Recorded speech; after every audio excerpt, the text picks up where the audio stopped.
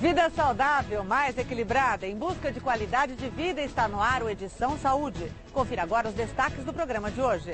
O medo exagerado pode gerar também outras doenças psicológicas. Uma pessoa com fobia pode desenvolver um quadro depressivo. Especialistas advertem: nunca ingerir bebida alcoólica para driblar uma fobia. Você perde a sensibilidade da exposição. Portanto, poderoso seria a bebida. O Edição Saúde começa agora. Pesquisas recentes mostram que 1 em cada 10 brasileiros sofrem de alguma fobia. A fobia é um estado associado a um medo irracional, intenso e involuntário. A pessoa que sofre desse sentimento de medo, ela tem pouco ou quase nenhum controle em relação à sua sensação diante de um estímulo. O sentimento exagerado de medo pode aparecer nas mais diversas situações. Algumas pessoas apresentam fobias relacionadas a situações até mesmo de contato com objetos como bolas, não tomam banho de chuveiro, né? Usam só o chuveirinho porque o próprio contato com a água faz ter uma sensação de que vai faltar o ar. Algumas fobias bem conhecidas aparecem ainda na infância. Fobias de insetos, fobias de animais maiores como cachorro, gato, coelho, pássaros. Medo de bicho é o que começa mais cedo. O pavor do contato com os animais é um dos mais conhecidos. A lista de fobias não é pequena e cresce com os avanços da ciência no campo das transformações humanas. Na lista das 10 fobias mais comuns no mundo estão o medo do escuro, o medo de fantasmas, o medo de injeções, o medo de sangue, o medo de animais. Entre as fobias bem conhecidas estão também o medo de avião, o medo de altura e o medo de lugares fechados. Desde garoto, assim, adolescente, eu já tinha esses sinais, sintomas de claustrofobia. Nunca fui muito fã de elevador.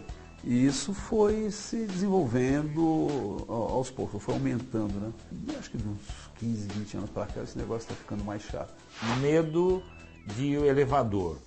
De repente se torna um medo de lugares fechados como metrô ou lugares como um ônibus. Até um ponto tal que você tem medo de passar no seu carro por dentro de um túnel. E a coisa vai se generalizando de tal forma que aí se torna praticamente impossível qualquer qualidade de vida. Uma vez, por exemplo, um avião. Eu entrei no banheirinho do avião, uma mulher vinha saindo, falou alguma coisa, eu agradeci.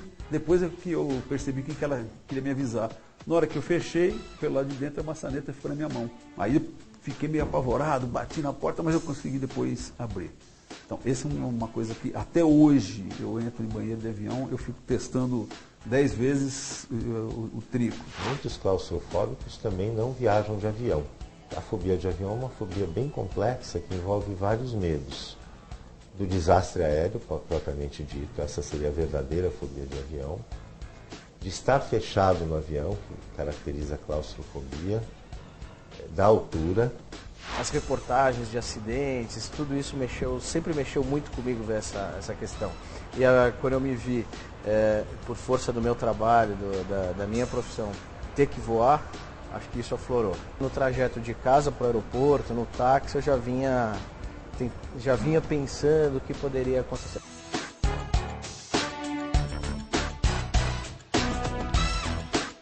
A noite antes para mim é muito difícil. Eu tenho medo do medo que eu vou sentir dentro do avião se eu tiver um voo complicado, com turbulência, um risco iminente ali de acontecer alguma coisa. Fui ao estádio da França, quando estava inaugurando aquele da Copa do Mundo, então eu estava subindo e não estava realmente muito prestando atenção no ambiente em si. Aí a moça mostrou o Sacré-Cœur, a Torre Eiffel, eu estava achando tudo ótimo. Na hora que eu virei, eu vi o estádio. E a arquibancada era muito inclinada. Naquela hora eu travei, eu só saí dali sentando nas cadeiras e indo cadeira por cadeira sentado, até chegar no lugar mais baixo onde eu pude sair. Ou seja, se eu não fosse sentado de cadeira em cadeira, certamente eu acho que eu estaria lá até hoje. O código de altura geralmente se esquiva da situação. Ele não consegue enfrentar a situação. A estratégia que eu uso para tentar me livrar das situações geralmente é uma só, que é olhar para um ponto fixo. Ou no máximo, quando é a situação de escada vazada, aí olhar para a própria escada, para o degrau que está à minha frente. Medo de altura, medo de insetos, de cães, ela é até pouco estudada, porque como se trata de um desvio, né, do comportamento, um distúrbio que causa pouco impacto na vida das pessoas, já que o simples fato de evitar essas situações pode fazer com que aquele sentimento todo de desconforto desapareça. Então, nós temos muitos questionamentos, muitas perguntas ainda em aberto em relação às fobias. Atualmente, as fobias sociais têm despertado grande interesse da ciência. A agorafobia é um bom exemplo. É descrita como o medo de estar em locais amplos, com muitas pessoas, e você precisa sair desse local e não consegue. Acho que um bom exemplo seriam aquelas pessoas que passam mal quando enfrentam, por exemplo, aqui em São Paulo, né, uma 25 de março, em véspera de feriado, ou Dia das Crianças, ou Natal. O transtorno obsessivo compulsivo, a pessoa tem que ordenar tudo, arrumar direitinho, nada pode estar fora do lugar. No pânico, o medo que o indivíduo apresenta é algo descomunal e não existe um estímulo específico que leve a desencadear isso. No caso da síndrome do pânico, o comportamento da pessoa, justamente porque ela não sabe do que desperta essas reações tão intensas, muitas vezes é de não enfrentar os locais ou as situações onde aquela reação toda aconteceu. Então, se eu tive a primeira reação de pânico no trem, eu não vou mais andar de trem. Mas aí eu vou desenvolver novamente a mesma reação em casa vendo televisão, então eu não vou mais assistir televisão. E aí você começa a ter uma série de medos associados. A verdade é que ainda não se sabe direito como é que isso tudo funciona, por que as pessoas desenvolvem esses quadros fóbicos ou de pânico. Uma pessoa com depressão pode ter fobia ou uma pessoa com fobia pode desenvolver um quadro depressivo. A gente chama isso de comorbidade. Isso é bastante frequente na área da saúde mental. Uma característica muito marcante do fóbico social, a característica obsessiva. Então ele desenvolve algo que eu diria quase que uma personalidade obsessiva compulsiva. Ele mantém padrões ritualísticos de comportamento, mantém padrões obsessivos de pensamentos. O que eu tinha era ansiedade e falta de sono, assim, de ficar pensando no que eu iria fazer no dia seguinte ou em alguma coisa que eu gostaria de fazer, né? Assim, de conversar com alguém, amanhã eu vou conversar com essa pessoa.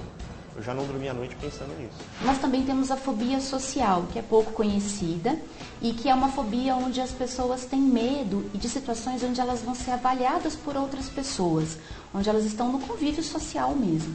Um bom exemplo seriam aquelas pessoas que têm medo de falar em público ou até mesmo de estabelecer um contato social com alguém num comércio ou no seu trabalho, na sua vida afetiva. Uma pessoa ela pode ter um trabalho que ela